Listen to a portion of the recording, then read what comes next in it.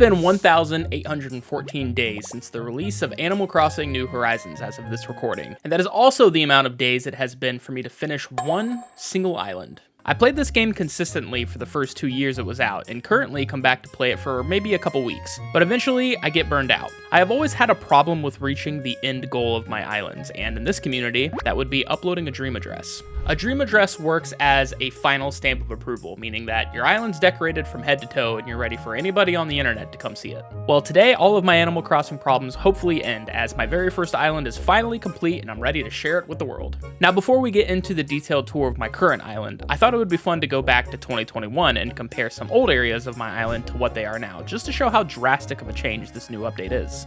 I uploaded this old dream address knowing my island was still incomplete and felt there were some changes that needed to be done, and never got to those changes until this year.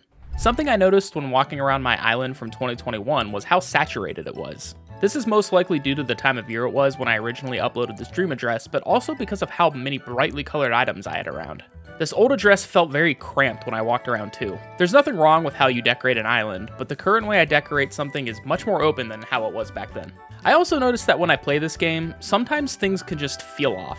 This is a personal feeling I get that may not apply to everyone, but after completing an area, something in my brain tells me it's actually not done, which then steamrolls into me redecorating parts of my island, and essentially is the reason I never actually call my island finished.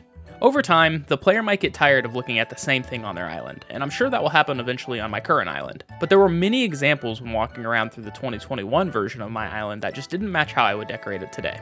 So that was the old version of my island, and now I'm ready to share the current one. The changes you're about to see now happened in the last 3.5 years of playing, and these either happened on stream or off stream when I was just randomly in the mood to play. Hope you like it. So we are going to be starting at my house for this tour, actually. I figured we should go through all of this first before doing the exterior, just because I don't want to forget about the house, but also it's a little bit smaller to consume than it is the entire island. So here's my house. Here's the outside of it. Got a little hammock here for completing the DLC in the game, and some flowers growing here. All right, so this is my living room slash kitchen area.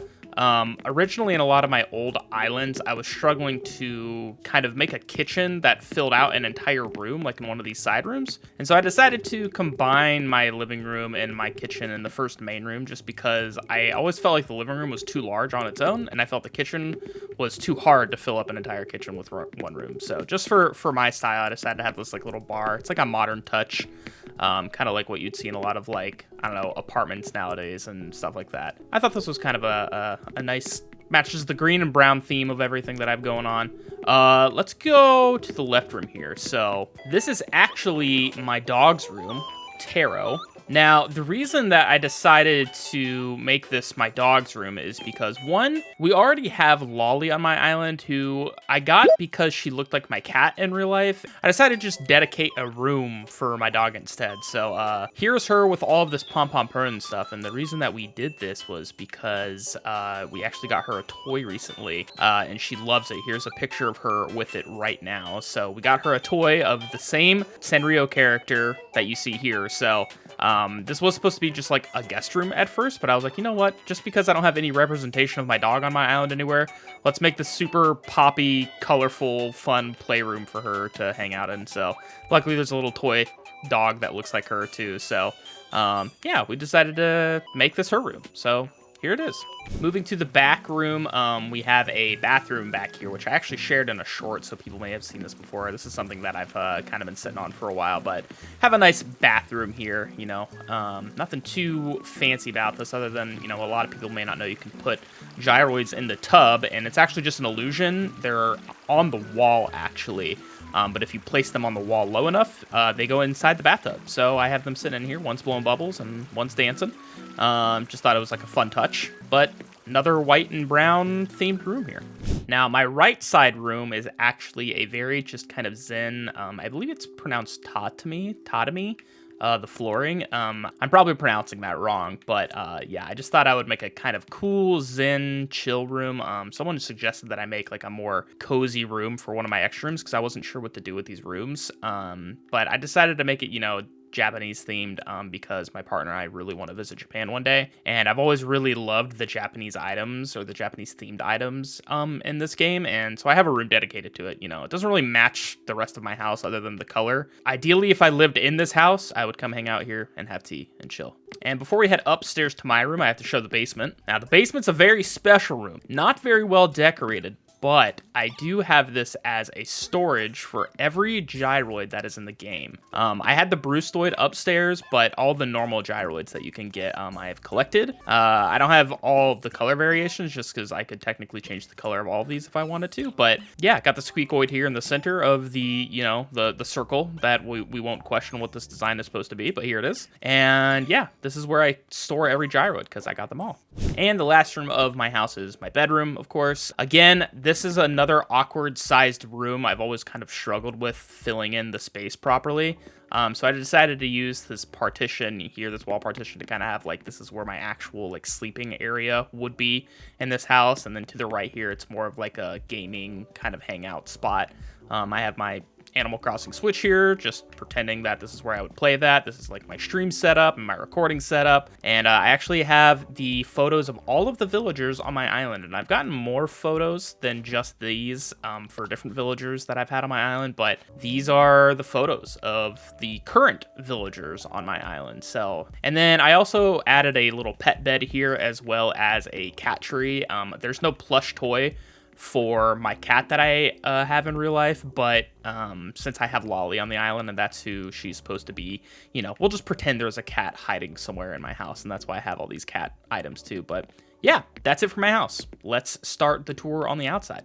All right, so we are currently at the airport of my island. Now, obviously, you won't be starting here if you visit the dream address, but since the game starts you out here when you first make an island, this is where I figured I would start everything. This is where the island began, you know? So we'll start the tour here. Immediately going to the right here, we have the plaza of my resident service building. So this has gone under so many changes, but I ended up sticking with this concrete and a sidewalk theme with a lot of black accents and stuff like that. We have the fountain here, the benches and all that. And something you'll notice about my island as we walk through it is that I have a very open space theme with everything, where I like to be able to walk around without bumping into anything. And the term I've used the most to describe this is practical. I have a very practical island. I'd like to imagine that it's to scale with what my villager is, and that's kind of how I've always designed my islands, is I just like having the space and not feeling too cramped or anything like that. So moving down onto the beach right below the resident service building is probably my most decorated beach of all of my island. I don't really decorate beaches. I like kind of leaving them open. I figured if this was an extension of the plaza that there should just be some activity here, as if this is like where all the villagers come to hang out and stuff like that. So just a few items here. Continuing up above the resident service area, we have our first neighborhood here. We have two villagers living here. We have Molly and we have Lolly's house here. These are their two homes here. Decided to go with a yellow and orange theme for them with all the flowers. I used to decorate my island with having different flowers represent which area you are in, so you might see that as a theme. I kind of don't do that really as much for all of the island anymore, but still, some of the neighborhoods are themed around certain colors of flowers and stuff like that. So here we have a lot of orange and yellow, but yeah, just lots of plants, lots of flowers, little bee area here outside of Molly's house, and yeah, that's it for here. Going over this bridge is the entrance to another neighborhood we have, this time themed around purple flowers. And again, you know, I don't do this throughout the entire island, but for a lot of the neighborhoods, I kept the flower theme. So this area, I actually designed all of the villagers' homes to look exactly the same. So just kind of like you would see in, you know, a lot of modern neighborhoods. A lot of the house designs might have a little bit of differences here and there, but for the most part, some neighborhoods just have the exact layout for homes, which I kind of wanted to copy that look, you know. It's as if like these houses were pre-built before any villagers moved in and they just picked their location basically, but it matches all the purple theme. Lots of diagonals here for the paths that I use too, and it kind of all wraps around this like center lake that I have here. So just a little bit larger of a neighborhood. Again, very minimal with my decorations. I have a skateboarding gyro here because I skateboard in real life, so I thought it'd be fun to include a skateboard. I imagine if I were to skate on this island, I would want the most open area I could find, which would probably be around this neighborhood. So yep, we have Sherb sitting here eating a donut.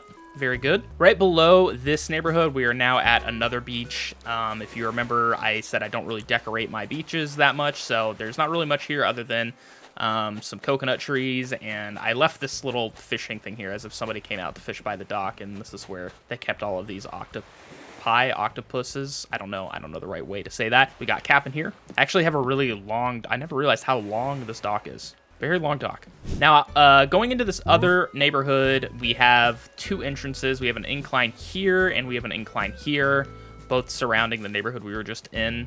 But this is Diva's house, and Diva's actually inside, and you won't be able to see all of the interiors of the villagers' homes that I did unless you visit the dream address.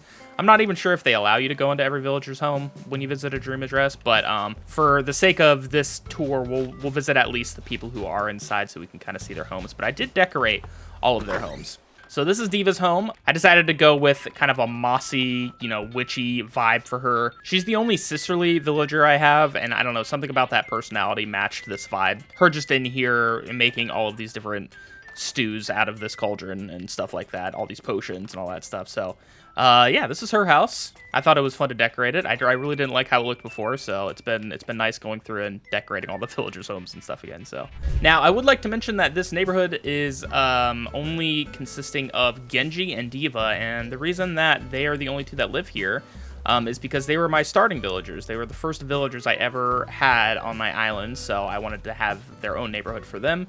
Again, with the color theme we have for flowers, I have all the black flowers up here.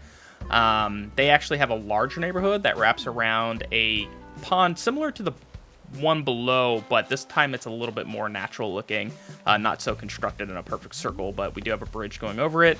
Nice little picnic area here outside of Genji's house. He also just is growing some flowers. And then, yeah, another little bench hangout spot here. And if you follow this to the back area, this is kind of like a dirtier, rough path, trees cut down, looks a little, kind of not well taken care of. And that is because back here is the entrance to my secret beach where Red appears. So I wanted to make it kind of resemble, like, this is very, like, ooh, spooky, evil. You don't want to go support Red, but here he is anyways. And yeah, and then obviously put a lighthouse back here just because the lighthouse is cool. And then this beach actually just wraps around back to the neighborhood with all of the purple flowers. Again, nothing really decorated here. Ooh, I do have this. There was this little piece of land sticking out when I was terraforming and stuff, and I was like, what do I design here? And I decided to make this like a little, I used the kids' tent and stuff like that as if people were back here camping. If they wanted like a spot away from everything else and wanted to be near the beach, there's a little camping spot here. So, and I thought it was cool too, if you go up here on the incline, you can actually see down into that. So this neighborhood continues, and if we go up this incline, it actually leads into our campgrounds, but we'll save that for just a bit. Let's stay on the second level here. So just another bridge crossing over the river. This incline here, after you cross over, goes into the yellow and orange neighborhood we were in just a bit ago, back into Lolly and Molly's neighborhood. So if you go up this, you're actually at the exterior of my house. I never really knew how to decorate my house all too well. Again, with my whole island being very minimal and just, not a lot happening to it, I just wanted to keep my house, I get a little bit of a larger yard, and I have this DIY bench here in case I need to craft something on the go, but I just kind of kept it minimal. I have some flowers growing here. I actually planted the windflowers because they were the flower that I started with on my island, so I'm still growing windflowers here. Going by my house, another entrance to the third story on my island, but again, we'll hold that for just a little bit. We'll go up to the museum soon. This path continues over and into the shopping district of my island, so we're back kind of matching the resident service area with all of the black accents and stuff like that. With fences and light posts and stuff like that. So if you stand here, you can see the Able Sisters and Nook's Cranny here just on the bridge. This is the shopping district, so I wanted to put all the places that you could shop, which are only 2 in this game, side by side. So yeah, it's kind of like a little continuation of the city. I wanted all the neighborhood parts to stay together, and then if you were to venture over to the resident service area, this is where all of the business happens.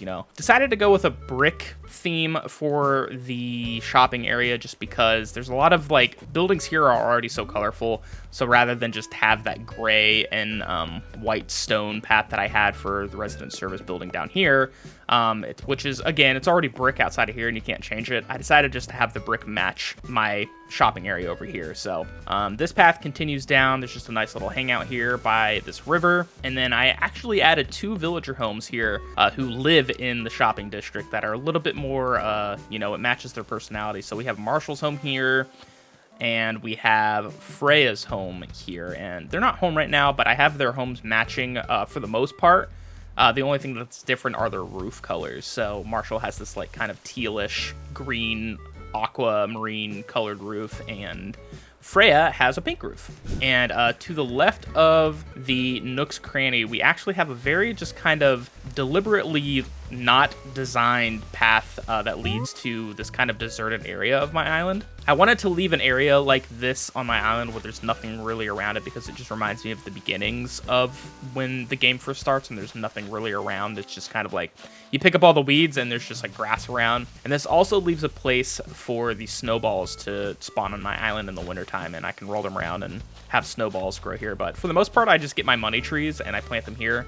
And I just know this is like the spot where I grow money trees at every day. So, but keeping the theme of it kind of being like the abandoned part of my island where we don't get a lot of foot travel here, I decided to design this kind of little hangout where this peninsula is that sticks out of my island. It's just like a overgrown mossy gazebo that has the glowing moss around it too, which I don't know. I haven't really found a good spot for glowing moss on my island, so I decided to place it here. So yeah, it's kind of just, you know, I wanted to match the theme as like this used to be a place that people would come to and hang out, and then because it's been forgotten about, like it's just a little picturesque area that is overgrown now. And this is the top left of my island, the furthermost part that you can reach. So if we follow this part down here, I do have a bridge here, which in my old island used to just be terraformed with grass, and now I was able to have another bridge here, which is nice.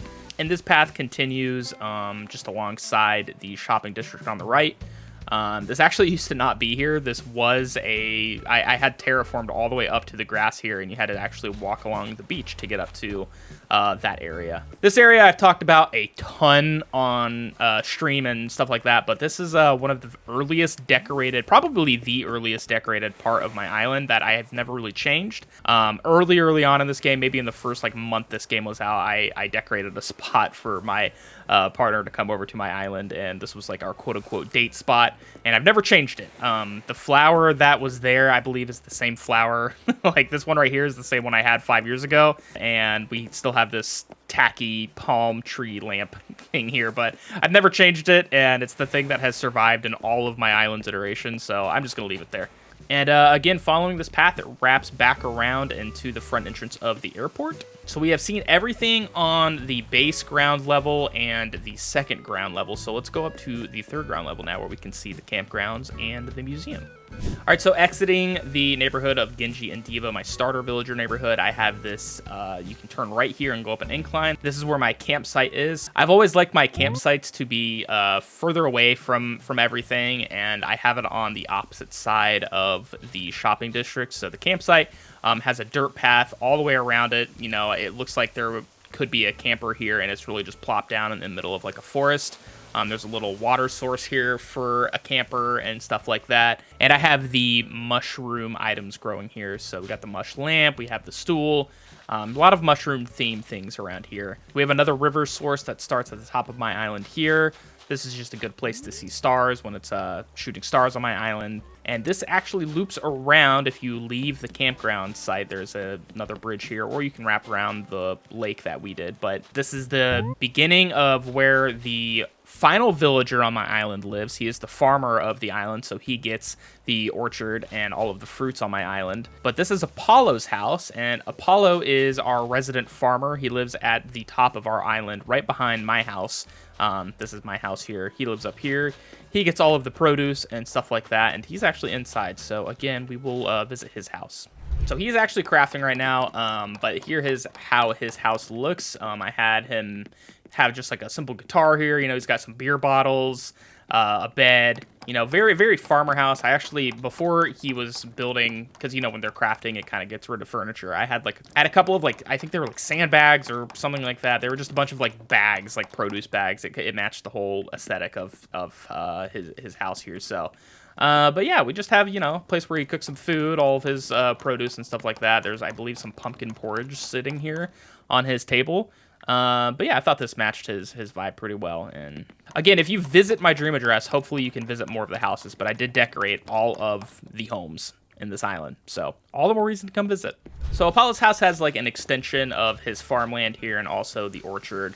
I never know where to put all of the different fruits on my island. But since my island is kind of like an accumulation of all of the things I've done in this game over the last 5 years, I wanted to at least have a place where I could showcase all of the fruit and everything that I've gotten. So just another area for stargazing here. I always like areas where you can look up at the sky and there's nothing in the way. So you can stand here and there's no trees or anything like that. Nice area of the sky at nighttime. Walk over to the left here, wraps around back to the front of Apollo's house. And then to the left here, there is an entrance, which this was a very tricky area of my island, but this is the whole plaza for my museum here. So just quickly before we go show all of that, this is the incline that we saw earlier right outside of my house. So if we were to continue left up this incline rather than going into the shopping district, you go left up here, and there is the entrance to the museum. This was super tricky to get right because the museum is an odd number of spaces. So getting paths and inclines and things to line with the entrance of the museum is super tricky, but yeah, I ended up getting the path to align right. We have this nice fountain here, a different kind of fountain compared to the one near the resident service building, and we actually have every flower that's available in the game in this kind of rainbowy setup here. You know, we have the warmer color gradient here, and then we have the cooler color gradient here of flowers and stuff like that. But again, I figured this was the museum, so we should have all the flowers out here. Just, you know, there's no section for flowers in the museum, but we'll pretend that this is my 100% completed flower section of the museum. So this is just a big circle that wraps around the museum. You know, you can go back over to the neighborhoods if you leave out that way. But to the left here, I decided to make this, again, a little bit more Japanese themed with bamboo and stuff. Like I said with the fruit trees earlier, I like having like one of each item that I can get in the game available. So this is just where I placed the bamboo that I had. Decided to make this, you know, just kind of a cool area to walk around, an extension of the museum and stuff like that. So, and it's where I actually have my little rock circle here too. I ended up moving all of the rocks together in a circle here to hit every single day. So these are all here, and this just loops back around to the museum. So yeah, and that wraps up the tour of this island. I wanted to get this island complete not only to celebrate the 5-year anniversary of the game, but also before any news on a sequel game with the release of the Switch 2 around the corner. I'm happy to finally have a dream address I'm proud of, so if you want to come visit the island yourself, I'll leave the dream address in the description as well as the creator codes for the custom paths I used. If you have any questions or comments about the island that I didn't answer in this video, leave a comment below and I'll make sure to get to it. Thanks for watching.